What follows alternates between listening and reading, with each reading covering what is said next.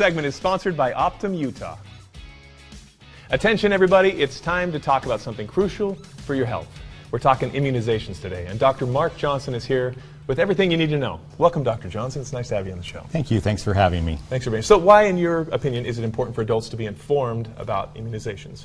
Well, this time of year we're seeing a lot of people, kids preparing to go back to school, and the immunizations are foremost on people's minds as they get their kids into the office to have immunizations. But it's also equally important for adults to be aware of which immunizations they need to have. Not only do children need that protection, but adults oftentimes, where they don't have a deadline like school entry to get immunizations, they forget about them. And, and with time, sometimes those childhood immunizations that they had, the effect of them wears off over time, and they are in need of more protection. Gotcha. So in your opinion, what are some of the most important vaccinations that adults should be aware of, and why?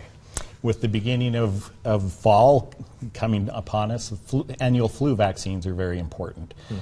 Flu still causes a lot of illness and debility for people at that time of year, so getting an annual flu shot is important. Also, we're seeing COVID still out there, causing people to be sick and miss time. So it's important to follow those guidelines with the CDC or your own physician to get recommendations there. In addition, the Tdap vaccine, tetanus, diphtheria, and pertussis is important.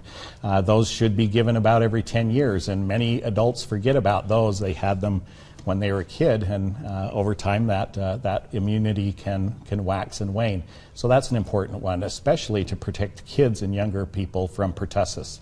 Gotcha. What are some of the individual factors, such as profession, travel plans, medical history, that influence vaccines that may be recommended for an adult? Chronic disease is a big factor. Many people have chronic lung disease, such as asthma or COPD, and they're at risk for respiratory viruses. Things like RSV is an important vaccine that is a recent addition. In addition, there's the pneumonia vaccine that should be given to people over 60, especially if they have these chronic conditions.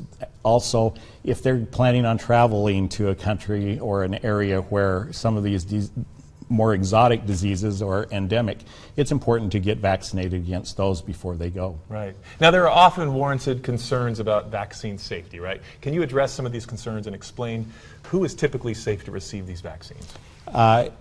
With rare exceptions, virtually anybody can get vaccinations, unless, of course, there are allergies to specific vaccinations. But for the vast majority of the vaccinations, there are very rare exceptions. Obviously, reviewing that medical history and those risk factors with your family physician is an important thing. That's important. Weigh it out with the physician. You've done this many, many years. So where can we go for information? Obviously, the CDC website is important. If you're traveling, the health department is a good resource for those vaccinations that might be needed for those particular areas. Your family physician, your personal physician, is a good resource who knows you, is trusted, and can give you the recommendations for those vaccinations that you might need. I got you. Dr. Johnson, thank you for being on the show. It's great to be with you. Keep up the good work. Thank you.